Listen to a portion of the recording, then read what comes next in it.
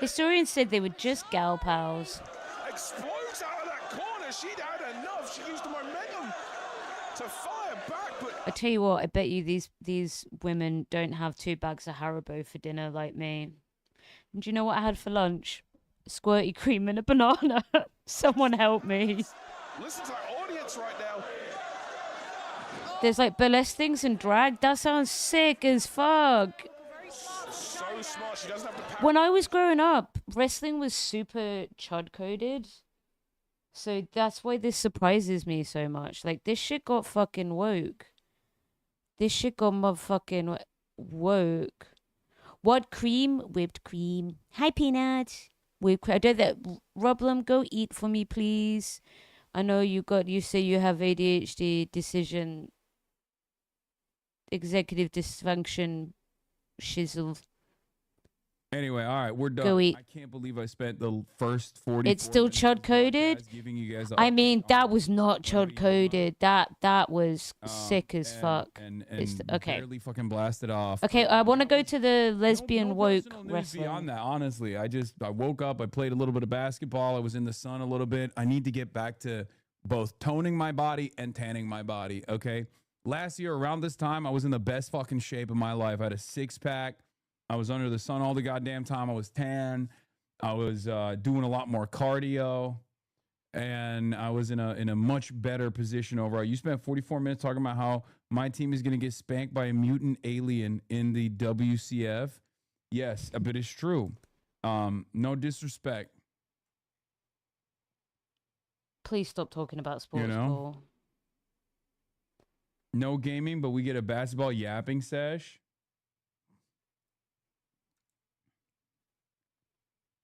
Yeah, it's about to be slut boy summer, okay? And I need to get ready for it. And if you can't tone it, you tan it, okay? And right now, I'm not tanning it, and I'm certainly not fucking toning it. God, right. Mood. You would like Riot Cabaret Pro Wrestling? That sounds sick. Somewhere they'll be like, here's a song out of nowhere. Yes, oh my God, that sounds amazing! Op-ed comparing Oklahoma City Thunder to Israel. Wait. I think I'm going to have to take up recreational alcoholism as long as the rest of the world seems to have. Broke, it's anti-Semitic not to root for OKC Thunder. Woke, the OKC Thunder must be returned to their ancestral Zionist homeland in Seattle. Oh, man. What the hell is Oklahoma Thunder? 35 ain't no slut boy summer for you. Bro, 35 is basically the new 25. Okay. Oh my God, Hassan, bitch. No, I didn't. Girl, you old. Embrace it. I did not. Okay. It's a basketball team. Between Oklahoma City Thunder and the nation of Israel are difficult to ignore. Neither was supposed to become what it is. Guess who didn't talk about it? Really, Commie? Underdog. We discussed it yesterday. I watched a documentary. I told people about Aaron's stuff, but I couldn't watch it on stream. Not again. It's 3 hours. You didn't have a single person in your life that was like, hey, man, maybe you shouldn't put this out. Like, you shouldn't fucking put that out. It's not going to be good. Okay? It's not going to look good. It's not going to be good. It's not. Oh, no. At all. This is really fucking. Oh, no. Back up for our boys here, okay? They're already going to have a tough time. Oh, people can still be Dora, I have to let you have that. You are right. You are right. I am just motherfucking grumpy. They are basketball terrorists. Look, I'm a slut. I'm a slut if I go on like slut me in my 30s. Slut me in my 20s was, I don't know how I didn't catch anything. Let me put it that way. I got tested a lot and I was safe. Okay.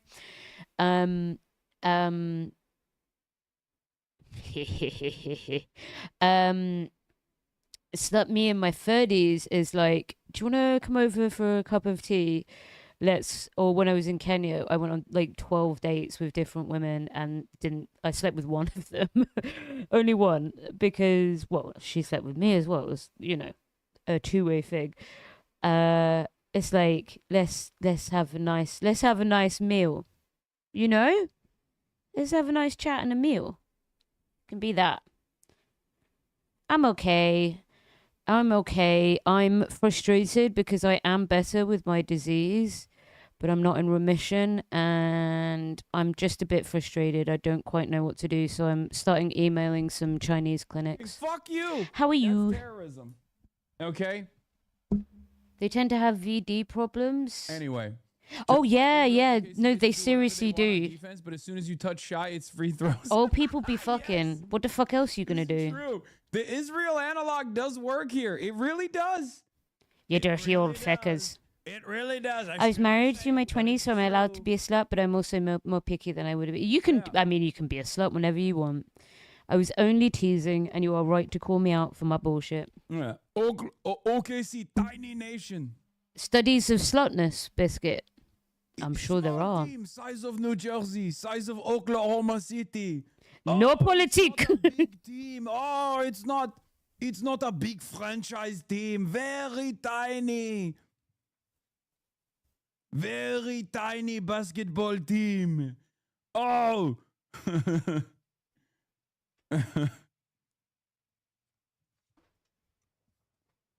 Surrounded by scary big city teams. I was Oklahoma born a slut, City, very and I'll die a tiny. slut. Studies. Oh, no, I would actually be probably one of the first people for This analogy is getting too dysautonomia. real. Yeah. to no, to exactly. have this specific treatment, but I do know okay. quite a lot of other people. Is Oklahoma City been on not it. allowed It's to just the defend treatment. itself? The treatment can Huh? kill people, Huh? so it's quite scary. Not allowed to defend itself? Oh. I'll resub again next month. Use my prime this month on Chauncey Barry Haynes. 27 months you've been in here. And all of a sudden, you're like, the Macy sent a playlist earlier, by the way. Yeah, I think I have it. Or maybe I don't. probably would be the study. It's something called CART T. I'll show you Where's guys. the Tomasius playlist? Complex ranked me number 22. Yeah, that's a bit of a L, I'll be honest. But I saw, where is it? I think Comes I clicked from on a the link. Yeah, here Wuhan. it is. Complex ranks 25 best streamers right now. They put me at fucking 22, bro. Why is my I'm keyboard ass. not working all of a sudden? Last year keyboard's I was like broke. top 5. Now I'm fuck? fucking barely cracking top 25. It's over. It's Fuck over it. for me. I'm done. I'm washed. Kai Cenat hasn't even streamed in like a year. What the hell is going on? It's over. I'm washed. I'm done. At least I beat Jinxie though, which is again also kind of strange because like I feel like Jinxie should be way higher, no? Mogged by academics? Wait, where the fuck is... Oh my God! DJ Academics at 17? Bruh. It's over. I'm killing myself, bro. Fuck it. It's done. It's done. It's done. It's over. Wait, what's the list? Is it the hot list? It's done. Why is the Villages known as the Rip. STD capital of America? Oh my God. Sorry. R.I.P. everybody. This was it. This was it. All of the fucking million articles talking about how I'm a terrorist. All that stuff was meaningless until I found out that I am so low on a list in comparison to DJ Wackademics. A Drake fan made that list? Yeah. Tucker went on Israeli TV. Oh, shit. Oh my God, is anyone falling for the conservative? The Miami growth? Heat is actually the most moral, the most honorable basketball team in the league. Oh, yeah. I mean, dude. Oh God. I mean, is this surprising to you? It's Miami. God. Miami is literally little Tel Aviv. Oh God. I'm gonna be back up there. Bro, I'm in the trenches on Twitter defending Shoykot. What is going on with the San Francisco left between this and the LA mayor? The state is so busted, man. Guys, don't do it. Don't do it. Don't do it. There is nothing productive that will come out of drawing the enmity of the San Francisco left, okay? You shouldn't do that. You should just, anytime someone tells you like, oh, Shoykot is actually like a secret Elon Musk. What is this? This might interest you because it's surprising. Emily Tamkin from The Forward said people are misrepresenting your views and it's counterproductive to deplatform. Can Hassan Piker be deplatformed? The Canadian Jewish News. This is from 1 day ago. Wait, what? Someone is defending me out of nowhere? What the hell? No. I agree with that, and I think that's right. And I think part of this is people ascribing sort of policy motivation to him that he doesn't necessarily have, or taking, like, this is somebody who's talking for hours on end and taking one comment and being like, that's a really deeply thought out comment, which it may be, right? I'm sure that they're, I'm not trying to say that he, like, oh, he doesn't really mean it. I'm not saying that, but I am saying that I think that Why are people having to spend their time talking 87 about views, brother. him? Man, shut the fuck up. It's still important that, like, someone at The Forward randomly is defending me. Guys, not everything is just about, oh my God, please. Okay. Sometimes you guys go, oh, this person only has 10 likes. Like, you behave like an idiot because you don't understand that The Forward is a very well-read Jewish newspaper. Okay. So if there's an editor or if there's a journalist on The Forward randomly going on a Canadian broadcast to defend me, yeah, that's like fairly consequential. It's not fucking, just 84 views. Who gives a shit?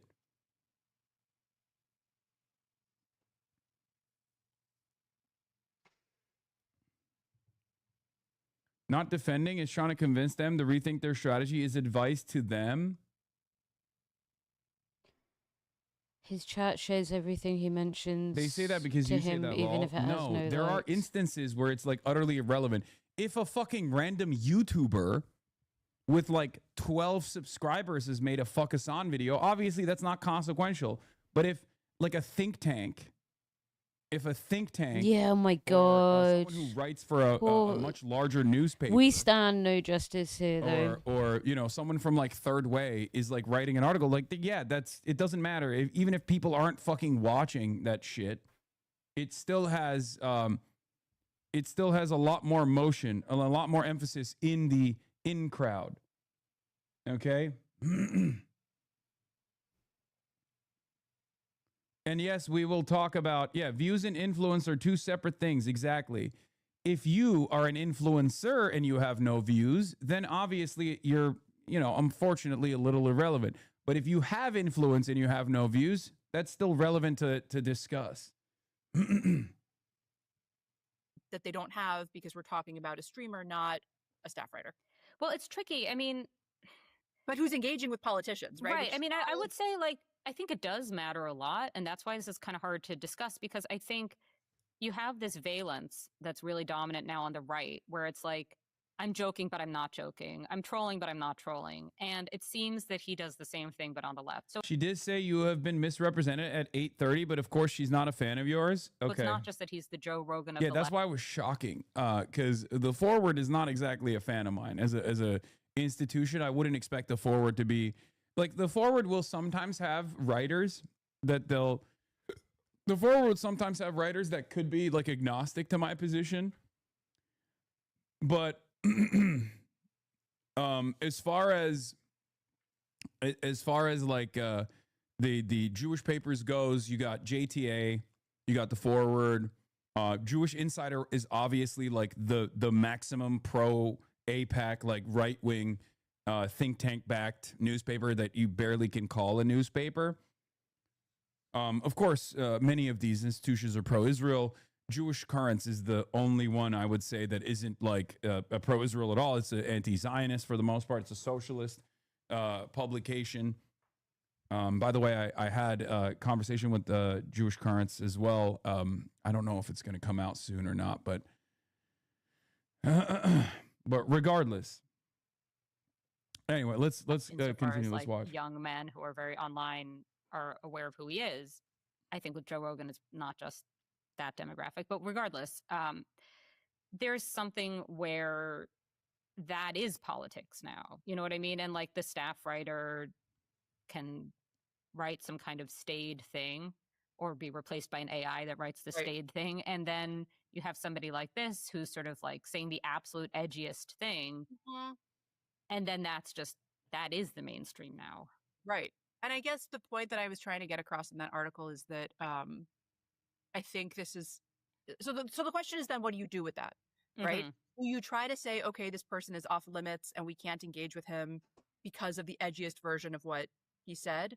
Do you try to parse these different comments? Do you try to engage but push back at times? And I think, Sorry, I was just to brushing my me, what's been teeth. interesting is that some of what he said has been really My mum is almost gluten intolerant. completely misrepresented. You can have a in order to test. sort of paint everything that he said with this broad anti-Semitic brush to Can say have he a should be totally test. off limits, we can't engage with him. And I guess what believe. I argue in that piece is that if your goal is really to try to push back on anti-Semitism in American, Canadian, et cetera, political discourse, I think we really need to think about, okay, well, what is it that I'm trying to do? And is my current behavior helping me reach? I feel those like I goals? should eat a Because, single for example, vegetable. you had some people say that he you know, he loves violence and he boosted the. What the hell are they referencing? They're talking about him without. So the fact that he's anti right? I don't. Yeah. Israeli. So I think what State. she's saying is like she disagrees with me vehemently on my assessment of like the Palestinian resistance and whatnot, but she's also frustrated that like this is like consistently misrepresenting my positions when I have the exact opposite positions end up serving my purpose because I have a platform and people actually can see what I'm genuinely saying. It has the exact opposite effect. When you come and you say like the classic misrepresentation that gets played all the time is like, oh, it doesn't matter if rapes happened, right? Like that argument is so well defined for most people, and it's one that most people agree with.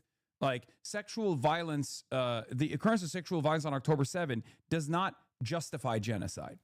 Okay, that sentiment is the overwhelming majority's position. But when you turn around and you say, oh, look at him, like he said this gross thing, but then people actually scratch the surface of that quote and they realize, like within context, it's actually a very agreeable statement. They go, oh, there is this misrepresentation taking place once again. And it undermines the credibility of the anti-Semitism allegations against those who actually are anti-Semitic as well. Because when you deploy that over and over and over again to people who are very careful not to be anti-Semitic, people who actually do fight against anti-Semitism. This is true. Most people have completely given up on even fighting that battle whatsoever. It makes people go, you say that about everybody.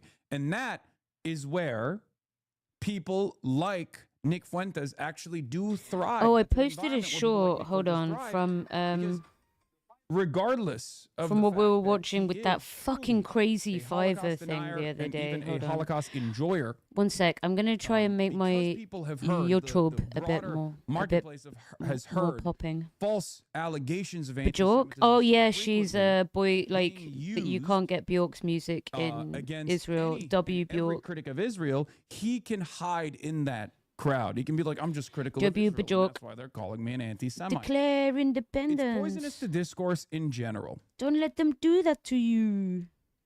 She did say you have been misrepresented, but of course she's not a fan of yours. She wants them to rethink their strategy, I guess. She later goes on to say deplatforming Nick Fuentes is worth it, but it's not worth it for Hassan. Interesting. Hold on. The don't think that Five-ish that's lore helped. is far more extensive than I previously thought, and it now includes Five-ish corresponding with Barack Obama. We're under attack with WMDs, weapons of mass depression. And I this is only can't getting remember who worse. clipped this, And, but it made me this is getting very laugh serious. looking at it And earlier. I think the only one who can help is Five-ish. Give it likes. Give it likes and watches, please. Like, how can they do this? How can they fucking do this and be like, I'm not anti. This is a Jewish group that's done this, by the way. Like, are you fucking kidding me?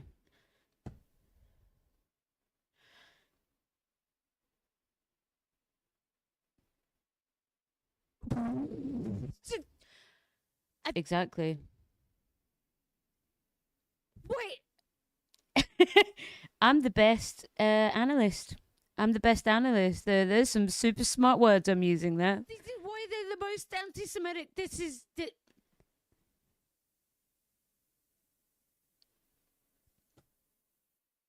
I like. Actually brain broken.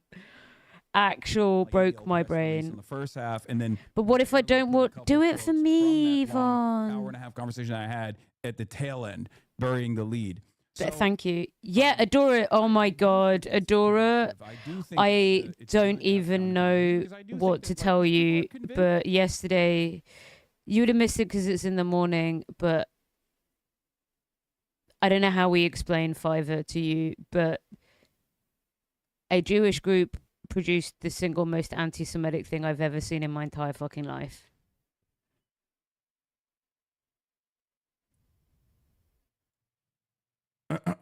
Sock them? Question mark. Why is he wearing a Democratic Socialist cap? What do you mean?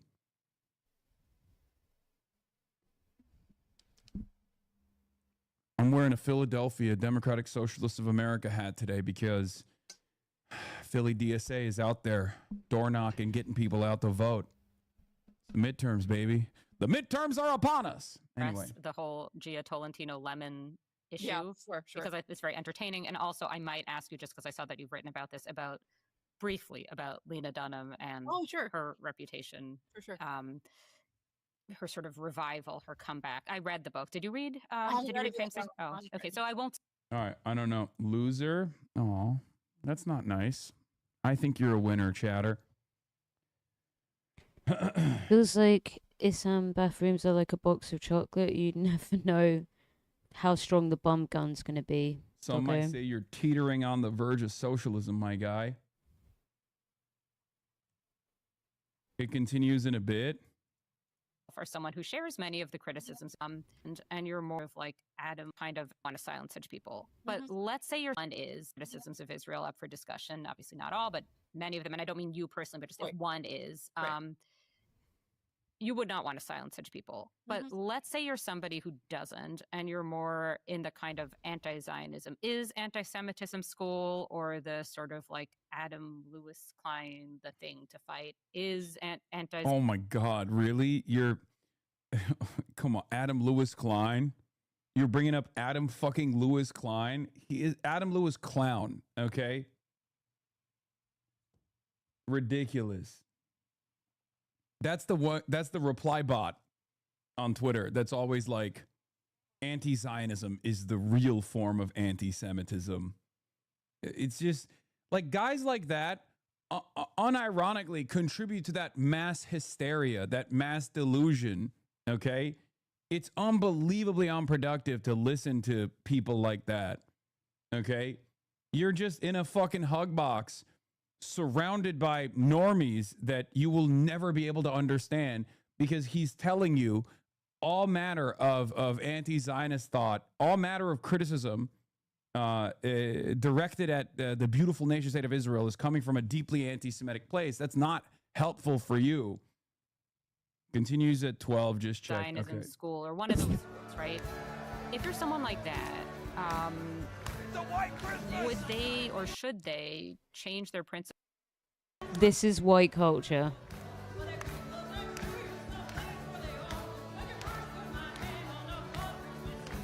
You promised me Blobby was waiting for me. Blobby. This stupid. Oh my God! Just end Britain.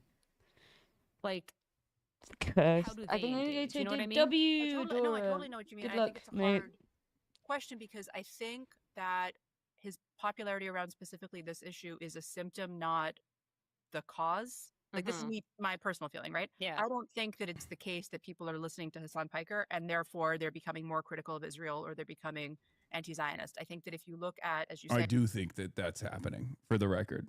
I mean, not to toot my own horn, but that definitely played a big role, for sure. all of the polling really in the last 2 years, particularly Democratic voters in the United States, have shifted. They're now more sympathetic to Palestinians. They're more critical of I Israel. guess she's right, though. Yeah, no, it is a broader systemic shift. No, I agree with that. This is including, by the way, Democrats over the age of 50, who I think are not getting their views or their news from Piker. No, they're right there with me on Poshmark, looking at the Exactly. used clothing. Or Ashley dresses. Yeah. And so I think that raises the question of, like, well, why is that? I'm just gonna say, I think it's primarily their views are being driven by the conflict itself, right? By Israel itself. They're seeing that they also spent last summer reading about Israel not letting food into Gaza. And the people who have these views might say, well, it's more complicated than that. That's not fair. Starbucks Okay, union fine. person. But my point is that the reason that people are changing their minds is not Hassan Piker. I And mean, say, it's worth trying, "You have to mate. be persona It's non definitely grata, worth I'm trying going to getting call out any there and politician seeing what who they're agrees with like. him, or who talks to him, or who uplifts him, or who, whatever, an anti-Semite." I really think that all you're doing, I actually think that you're making your cause look worse, because you can't even defend it. You're not trying to engage on the merits anymore. You're not trying to say, no, here's why it's more complicated. Here's why it's wrong. You're not trying to go to your partners in Israel and say, hey, here's how this is playing in the United States and Canada and wherever else. You're just trying to shut down the discussion around it. And as I missed most of the segment, but how is she being so charitable? This is good. It's good because I think some people are genuinely like, I don't know what this person's background is. I don't know what this person's opinion is on Israel, right? But if she's a forward writer, I suspect that she's obviously sympathetic to Israel. She's pro-Israel, right? Maybe a liberal Zionist. But the fact that American Jews have a Hassan Piker problem, solving it is going to hurt. This is what she wrote on April 25th. I didn't even read this, but I suspect that Piker's popularity is a clear sign that we must adjust our tactics for fighting anti-Semitism, not double down on condemnation. But I think this is more so coming at it with a recognition that you can't call basically Arguing for deplatforming doesn't win. But I think what she's saying is stop calling everyone a fucking anti-Semite and demanding their condemnation, because all we're doing is condemning ourselves. I think you can choose not to engage with people, though. I wouldn't share a platform with a Nazi. Okay. We're an increasingly smaller and smaller group of people in American mainstream discourse. We get a lot of prominence in mainstream media, but we're deluding ourselves into thinking that we have the same institutional motion to deny people access to discourse at a time when the overwhelming majority. Killer. The overwhelming majority of Americans Killer. agree with people like myself. They might not identify the same issues. They might not be tackling the problem. Okay, I'm gonna mute myself and disappear into chat with you. And anytime you say people like myself are deeply anti-Semitic or whatever, you're not reaching the. If your goal is to stop people from paying attention to someone like myself, you're failing. Which is true. It's what I've said as well. That's why when I was getting inundated with a barrage of Hassan is anti-Semitic pieces, Hassan is a terrorist pieces, what did I tell you? I was like, it's not a big problem at all. As a matter of fact, it's beneficial, because the reality of the matter is normies nowadays don't fuck with Israel at all. And when they hear someone getting called an anti-Semite, when the average, when the median voter hears someone getting called an anti-Semite, it doesn't cause them to immediately shy away from exploring what this person is saying. As a matter of fact, it actually works in the opposite direction. And that has broader systemic consequences, broader systemic problems, because there are real anti-Semites out there. So just fucking, try to dial in on the actual anti-Semites instead of fucking calling every critic of Israel an anti-Semite across the board. It's very stupid. A flawed strategy. If pushing back against anti-Semitism is the top priority for our community, I suspect that writing Piker off as an anti-Semite with whom engagement simply can't be countenanced will do more harm than good. There are plenty of things Hassan Piker has said that I, too, find offensive. I agree with him that Hamas' horrific actions on October 7, including acts of sexual violence, don't justify the slaughter of Palestinian civilians in Gaza. But I think saying that it doesn't matter whether rape happened amid the Hamas attack, as Piker has, is a cruel and callous way to make that particular point. And while anti-Zionism is not categorically anti-Semitism, I think Hassan Piker's statement that anyone who has exhibited positive feelings about the state of Israel should be barred from consideration for any position of import, including the fucking local dog catcher, runs the risk of creating a litmus test for Jewish participation in civic life. That's a concern I hope people running to be elected officials in a pluralistic society take seriously. But to say that Piker, whose fervent anti-Zionism can cross over into potentially damaging and derisive territory, is akin to Nick Fuentes, a Holocaust denier whose entire worldview is underpinned by the idea that Jews are evil and exploitative, is to make a claim that there is little evidence to support. The distinction matters. Fuentes' anti-Semitism is so extreme and all-encompassing that his fans and followers will never be allies to American Jews. There is little evidence to believe the same is true for Piker. To successfully fight anti-Semitism, American Jews need a broad base of allies. In that context, Piker's audience, including the nearly 3 million followers on the streaming platform Twitch, is one that it would be a mistake for us to wholly write off. Many people who follow Piker may agree both with his condemnation of Israel's government and his condemnation of the deadly attack on a 2025 hostage solidarity walk in Boulder, Colorado. Those people can help in the fight against American anti-Semitism, but not if we completely refuse to engage with them. She's basically saying that Hassan is being misrepresented in Jewish newspapers for the most part and in broader mainstream media, and that's actually damaging because even with the limited experience that she has, I assume, with my commentary, she has seen enough of my defense of Jewish people as a whole, and also my defense against anti-Semitism, my consistent combating of anti-Semitism, that it's a stupid and silly endeavor to just like write off people both in my audience and write off someone like myself. I don't even know if this is as like tactical as I initially assumed it was. I don't even think this is like a change of tactics. It's more so a demand to an audience that's like a little bit hysterical about criticisms of Israel to just like dial it the fuck back, because there are clearly people that are anti-Israel that are not anti-Semitic, and I'm one of those people, even if I use vulgar language at times.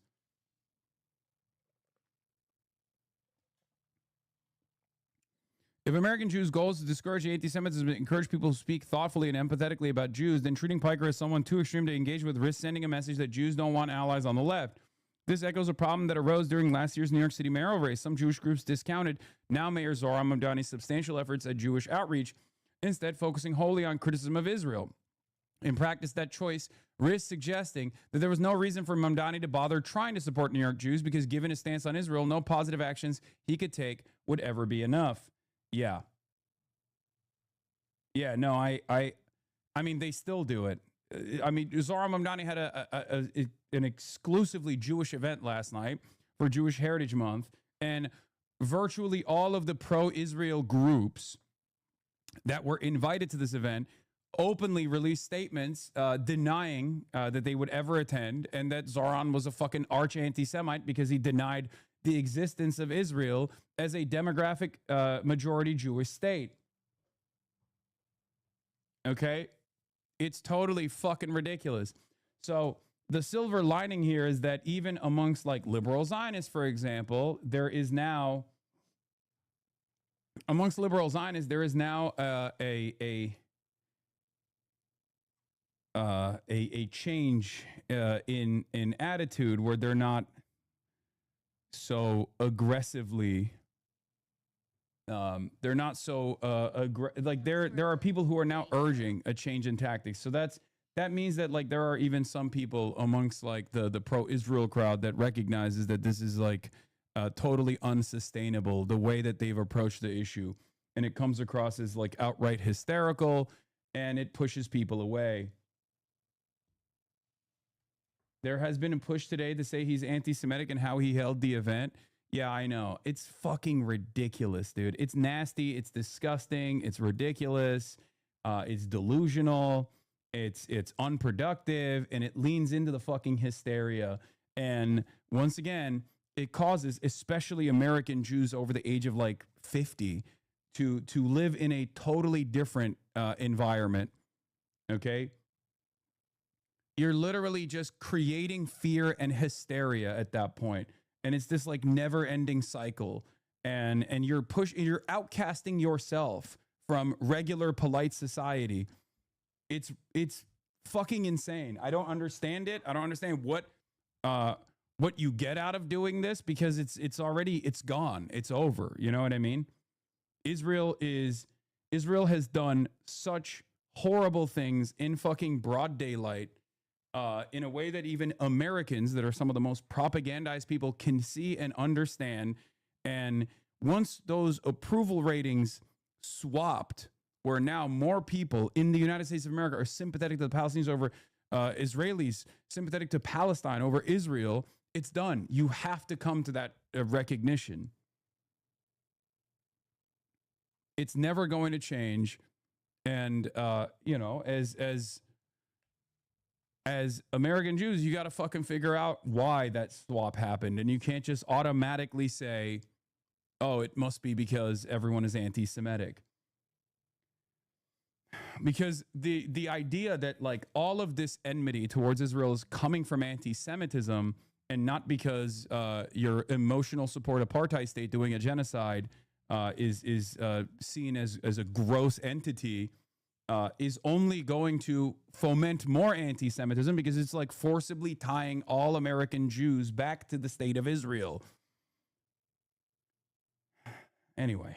Nicholson, who's also a columnist at The Forward, has put it, you know, in some ways and I want to say like anti-Semitism is the fault of anti-Semites, right? So I'm not trying to say that these people are, who are doing this are to blame for anti-Semitism, but as Jay Michelson said, like in a way it does confirm an anti-Semitic prior, which is that like, oh, look, you're not allowed to criticize the Jews, right? Because now they're shutting them down and now they're calling anti-Semites. And I think there are times when that's worth it, right? Like I personally think that saying we won't engage with Nick Fuentes, who's a literal Holocaust denier, like, yeah, you can say that that's the Jews exercising too much power. I think that's worth it. I think that's worth the calculation. I just don't. Yeah, but consistently putting me in the fucking crosshairs, obviously, consistently putting me in the crosshairs undermines the anti-Semitism allegations against actual anti-Semites. That's the reason why the deplatforming conversation has completely shifted at this point, and it's not working any longer. You know what I mean? What the fuck is this? Why are you guys spamming scuba? The fuck is happening in the chat? See how it is in this case. And I don't think I'm telling people to abandon their principles, right? Like I understand that what he's saying is extremely offensive to them. There are things that he says that are extremely offensive to me, but I guess where I get stuck is, but how does trying to say that he's the same as Nick Fuentes, or how does trying to say that any politician who appears with him will never get your, like, how does this get you closer to what you want? Well, isn't it sort of an Overton window thing, right? It's like, right. If you can make it, if you win, and you, I mean, so that kind of gets to my next question, which is something that I've been thinking about a lot in a variety of cases, and this kind of interests me because it's such an interesting illustration of it. I'm not a Mideast expert. That is not really my area, but it's more the discourse aspect. And obviously always the stuff with the Jewish angle, being that this is the Jewish angle. But I wanted to just talk about this question of platforming, because people talk about this a lot. And because it just sort of hit me that we're kind of talking about two different questions. One is whether Hassan Piker specifically, or any individual specifically, is someone either of us would or wouldn't want to platform. Right. The other is whether deplatforming itself is even meaningfully possible, whether that's even a thing. And I just want to pause for a moment on that. قليلا عند السؤال الثاني قبل أن نتحدث. What the fuck just happened? أكثر عن السؤال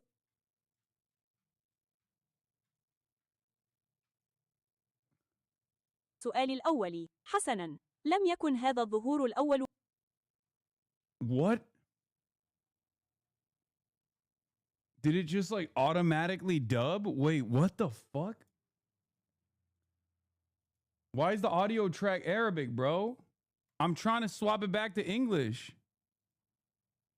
الغاية بالنسبة. Wait, what?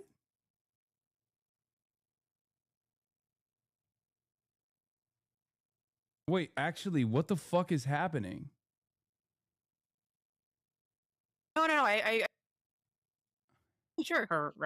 They're now more sympathetic to else. He has to be primarily their views are being driven by the conflict itself, right? Activate the mosques. Well, why is that? What just happened?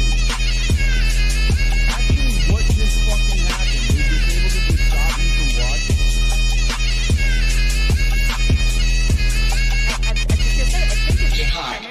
Sholuko views just are being driven activated Corbyn by the Jihad. conflict itself, right? By Israel. Anyway, all right, whatever. That's good. All right, let's get into it. Ladies and gentlemen, it's primary day. It's election day in the United States of America. In numerous states, Kentucky, Georgia, and Pennsylvania, to name a few, and we are getting ready to rumble. Holy Toledo. Philly, go out and vote. Go out and vote. Kentucky, go out and vote. Charles Booker, but also lesbian hot sauce is my Massey. I don't know. You know. Holy Toledo, folks. I'm going to go pee real quick while this plays. Quite a few states right now, polls are open. In Georgia, Alabama, Pennsylvania, and Kentucky, a race with huge stakes and major amounts of money poured into it. President Trump has been putting in the work to unseat Republican incumbent Doral wants you to know they love lesbians. With Trump White House over several key issues and pushed for the release of the Epstein files. We have reporters on the ground following these key races today. Jeff Zeleny is in Covington, Kentucky, and Danny Freeman is in Allentown, Pennsylvania. First to you, Jeff. So far, things have been open for a bit here, a couple hours. Plus, what are you seeing? What are you hearing? Hey, Sarah, good morning. Yes, voters here have been voting since 6 a.m. here in northern Kentucky, a steady stream of voters. And certainly we have talked to those who are supporting Thomas Massie. They said that they actually like how he stands up to President Trump. And we've talked to voters who are supporting his opponent, Ed Gallrein, saying that it's time for President Trump to have his own Republican congressman in office. So we will see how this voting goes. But it's really reflective of this very tight race here. President Trump, I'm told by his advisors, has been fixated on this contest. He, of course, has been trying to unseat Thomas Massie for more than a year or so. Well, last night we caught up with the congressman to ask him about the nationalization of this race. This race has been nationalized, as you well know, talking about the revenge tour and the revenge list. Do you think that that's how voters here in Kentucky see this race? I don't think so.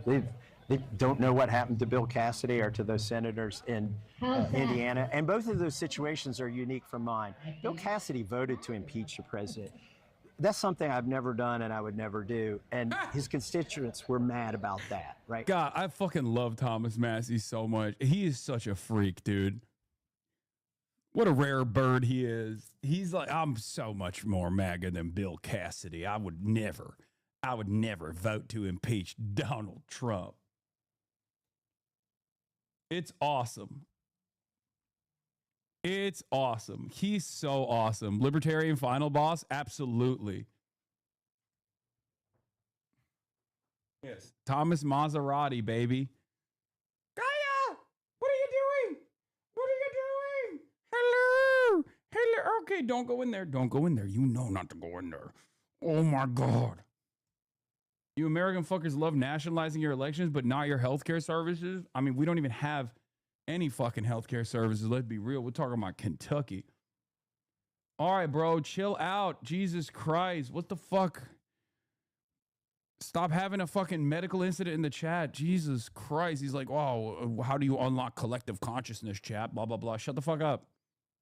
I'm still with my constituents, in spite of the billionaires spending millions of dollars to convince them I'm not. I think most of my constituents know that because I've been at this 14 years.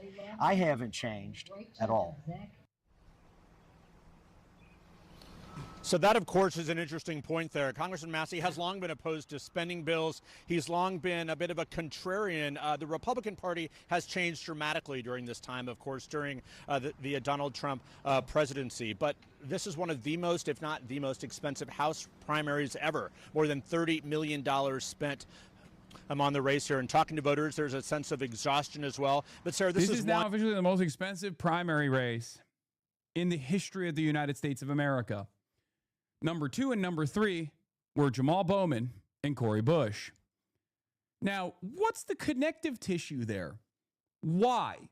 Why is the number 1 most expensive primary race in the history of the United States of America and the number 2 most expensive primary race and the number 3 most expensive primary race in the history of American elections?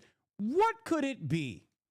What is the thing that connects Cori Bush, Jamal Bowman, 2 Democrats, and Thomas fucking Massey. That's right. It's Israel. It's just broad fucking daylight. They are literally subverting the democratic process. A foreign lobby for a foreign state. The number one ally of the United States of America. Okay? Small nation, tiny nation, size of New Jersey. Surrounded by scary Muslims.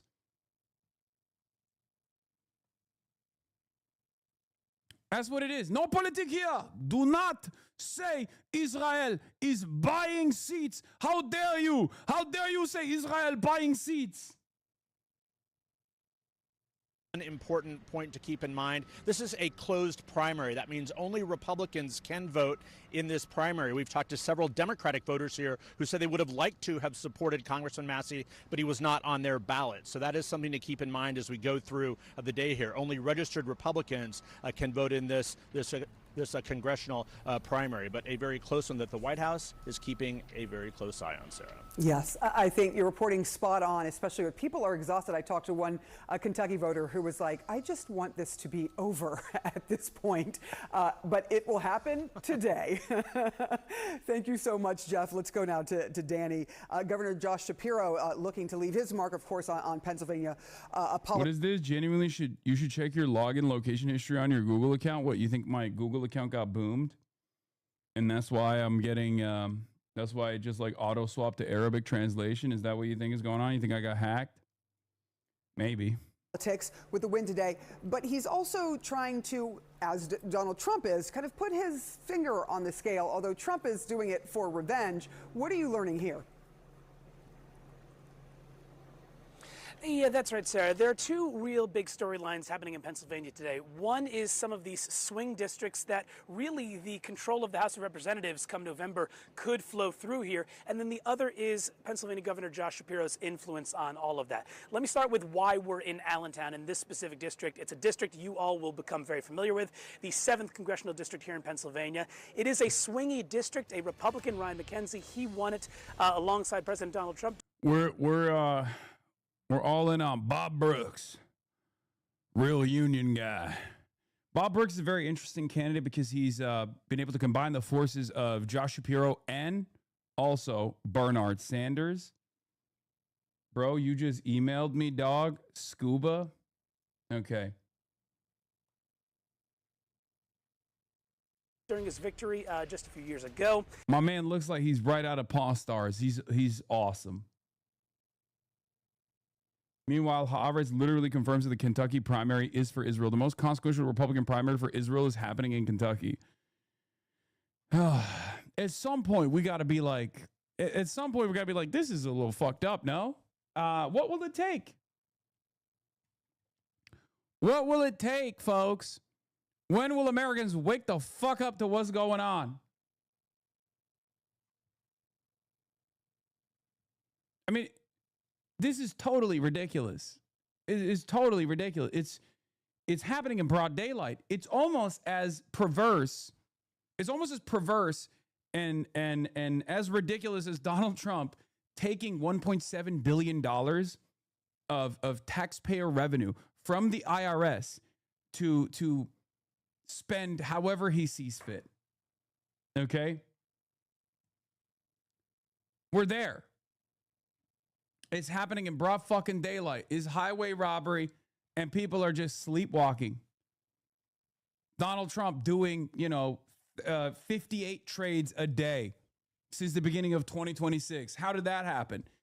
People who got real mad about Nancy and Paul Pelosi, myself included, I was mad about that too, and you should be mad about that. It's perfectly valid to be upset that, congresspersons are trading on non-publicly available information, and yet no such consideration is given to the president when he's doing it in broad daylight. What are we doing? What's going on? Actually, not to get all Tucker Carlson here, but what the fuck's going on? We're not a country. We're not. If you allow foreign lobbies to buy and sell seats like this, without any pushback whatsoever, you can't be a country. You're not. We're not a country. The United States of America is no longer a country. It's just a holdover state for corporate interests. Corporate interests that can come in and buy elections, foreign lobbies that can come in and buy elections. It's basically now, an Israeli-owned casino. Shout out Miriam Adelson. It's ridiculous. And now Democrats are trying to take it back. And that's really the marquee race on the ballot here, is which Democrat is going to step up and try and unseat this Republican incumbent. The Democrats are Bob Brooks, Ryan Crosswell, Lamont McClure, and Carol Obando de Stern. And the key thing here is that one of those candidates, although it's really a toss-up at this point, one of those candidates has gotten the endorsement of Governor Josh Shapiro. You see plenty of ads here in Pennsylvania as well. Bob Brooks is that candidate. He's a firefighter in this area, and you cannot see an ad without him and also Governor Josh Shapiro. That influence by the popular Democratic governor in the state really is on display here. So those are the two storylines that we're going to be watching if that candidate, Shapiro's chosen candidate, really can end up running up the scoreboard here. But meanwhile, Sarah, when it comes to the voters here, they're really still laser focused on just those issues of affordability. I want you to listen to one voter I spoke with who's a small business owner here in Allentown, and she's thinking about how hard it is for her young staff. I think when you look at how expensive everything is for them just to even get started, I feel a sense of responsibility to provide not just a great place to work, but a great place to make a living. And that is a real challenge right now, to watch young people want to build a future that they're unsure of. And does it feel like DC is helping that right now? No, not at all. You can hear right there, Sarah, that voter Stephanie. She's out here voting because things are really expensive and hard. I passed by a gas station here in Allentown, $4.89 a gallon. Those are the issues that are really bringing voters. If Massey loses, do you think it has enough of an impact to disillusion some people? No, it means that people are totally in a drunken stupor. If Thomas Massey wins today, that's a huge fucking blow. That means no amount of moneyed interest, no amount of cultish thinking that is in the core of the Republican Party, that's like anchoring the entire base at this point, is enough to unseat someone who's actually, fought for his own moral convictions and said, I'm not gonna compromise on my values. If Israel and Trump in unison wins here, which, by the way, is not unexpected, okay? It shows something about the state of Republicans. And no, not independents, state of Republicans. Because we're talking about the Republican primary. I believe it's a closed primary in Kentucky. It says that the base is completely a cult, 100% a cult. Okay?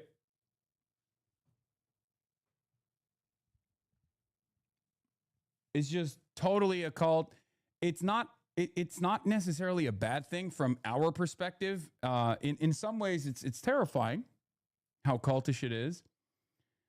But it's a cult that is getting smaller and smaller. So from that perspective, I think it's beatable.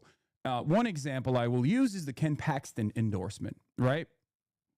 In Texas, Ken Paxton is a polarizing figure, not just for the Democrats, but amongst Republicans as well. But he's full MAGA. And Donald Trump endorsed Ken Paxton today.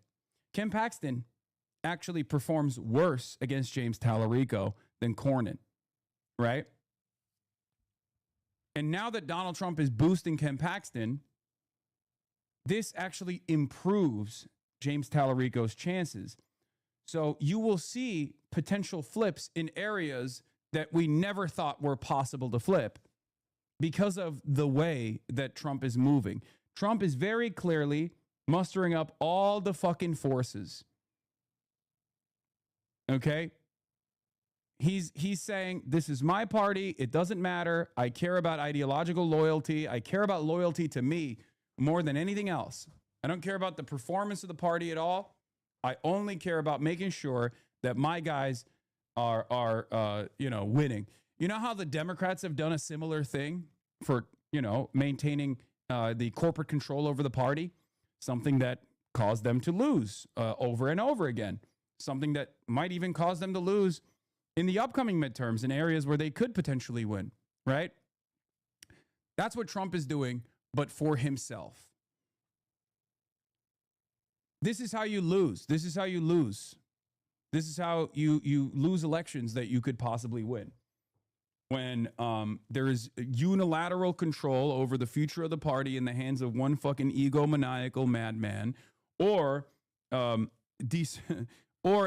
national party that chooses to defend corporate interests, even when the warning signs are right there. For the Democratic Party, they lost the election because they refused to lean into the demands being made by the masses as far as more bold, more radical changes in the economy that would help the working class, or their unbelievable loyalty to the nation state of Israel as it was engaging in heinous war crimes and doing a genocide. That loyalty caused people to stay at home. That loyalty is the reason why people didn't vote for the Democratic Party and Trump won. But don't both parties support corporate interests? Yes, they do. But it doesn't matter. Trump is also a defender of corporate interests. I mean, look at how he runs around and talks about the fucking stock market. That's the only thing that he seemingly cares about. So, yeah. Yeah, I said Chuan Jingao for the Democrats, Trump the nation builder. Breaking, Trump endorses Ken Paxton in the Texas Senate race.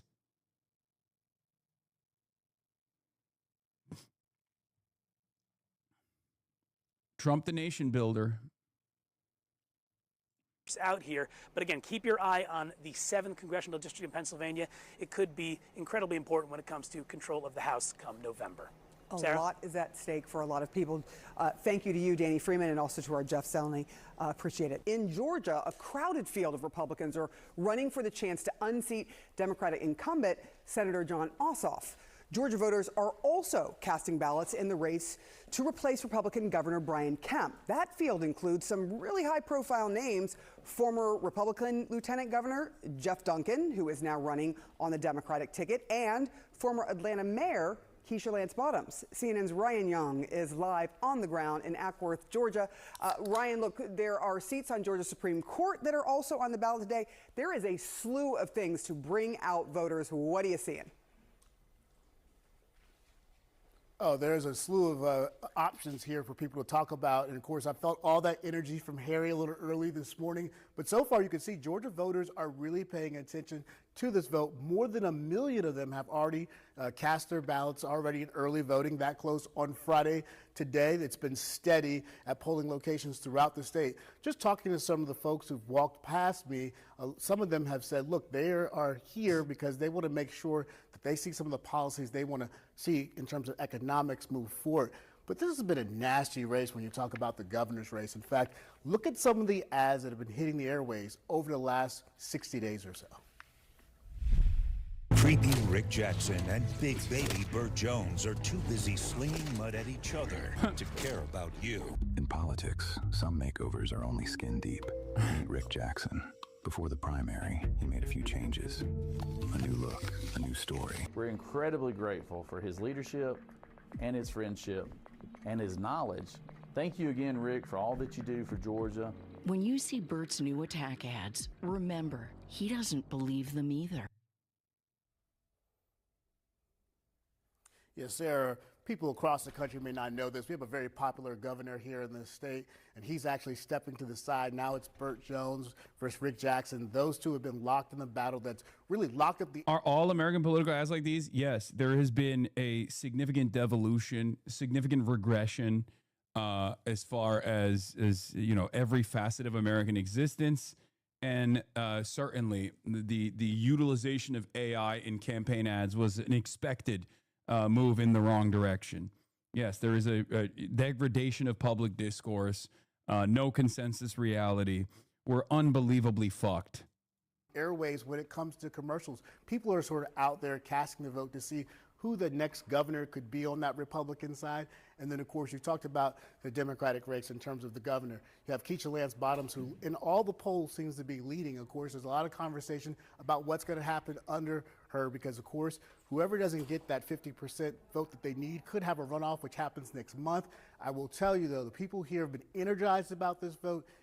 We've seen a lot of folks show up early in other polling centers, and I've actually talked to a few other reporters. They've seen a steady path of people who are casting their ballots pretty early this morning. It should be interesting to watch throughout the day. Sarah. Yeah, two things. You hit the nail on the head. Economics is big in people's minds. But when you said that it was dirty, I didn't realize it was actual mudslinging, Gas like prices. real mud. I'm like, oh. Full-fledged mudslinging. And then, of course, on top of that, you have these AI ads that are really got on television. People are watching these. The conversation really has been about who's going to move forward. President has said that he wants Burt Jones to be the next governor of this state. It'll be interesting to see how this plays out when it gets in this tight political race. Bill Cassidy in Louisiana lost his primary. He famously voted to convict President Trump in his second impeachment. Thomas Massie now is going up against Gal Ryan here. What do you make of this race, and what does Cassidy's loss, could that mean anything for Massie? Yeah, look, what is the overarching theme here? And that is Donald Trump may have problems with the center of the electorate in American politics, but among Republicans, he is still king. He is still very, very popular. You mess with Trump, you go in the grinder. I mean, you can see that in his overall approval rating with Republicans, right? It's somewhere 82, 83% on average. That is higher at this point in a second term than either Barack Obama was with Democrats back in 2014, and certainly way higher than George W. Bush was at this point with Republicans back in 2006. I'll note Grinder, by the way, going in the grinder. That's a quote from Good Burger. I love that movie. But what is, what's so important here is what happened in Louisiana. Will that necessarily hold in Kentucky? Maybe, maybe not. But Bill Cassidy's performance on Saturday night, I went back through all the spreadsheets that I possibly could, looking at every single primary that an incumbent senator had just after World War II, back in 1946. Bill Cassidy's 25% was the weakest performance of any incumbent senator in a primary. Again, I don't think. Yeah, Trump is God. Okay, for MAGA, which is the entirety of the Republican Party, Donald Trump is God. He is no longer just like a political figure. He is a deity. Okay, you have to look at current modern day Republican voters as a cult. That's it. I genuinely think at this point, if Donald Trump turned around and said that he is a communist, we could have a communist party in this country. That is the level of influence Donald Trump has over his base. Okay, Donald Trump tomorrow could be like, I am a communist. I love communism. It's Trumplander. Yes. The Republican Party is completely at the mercy of Donald Trump. Okay? Bill Cassidy's a fucking demon. Yes, I hate Bill Cassidy. I don't give a shit about Bill Cassidy. But the reality of the matter is, seemingly, Republicans don't give a shit about Bill Cassidy either.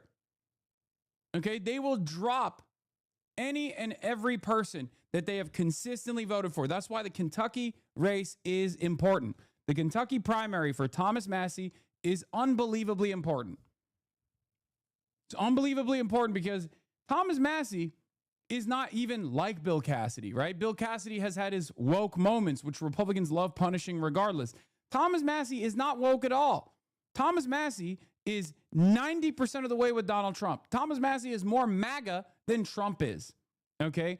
So at this point, is MAGA a definable set of opinions and ideology and policies? Or is MAGA just whatever Donald Trump likes? Okay? And whatever Donald Trump hates is no longer MAGA. That's the question taking shape within the Republican Party primaries in Kentucky. Okay? I personally believe it's a cult.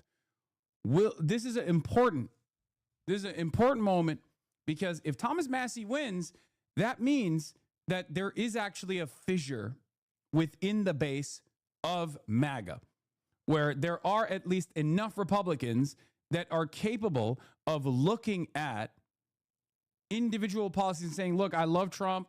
I love Massie. Massie did great with the Epstein stuff. He did great with Israel. I agree with him. At least for that district in Kentucky, we can figure out whether or not there is anything redeemable about the Republican Party, or not necessarily redeemable, but is there something salvageable? Because if there is a real fissure there, if Thomas Massie wins the primaries, that means there is at least a fissure that can be exploited. Okay? If Thomas Massie loses the primaries, it's fucking over. There's no better indication. I mean, that paired up with Bill Cassidy, paired up with all the other things that have taken place, it's done. Israel and Donald Trump can just, at least on the Republican side, destroy the candidacy, destroy the legacy and the impact of any Republican, no matter how loyal they are. Okay? That's what we're going to find out today.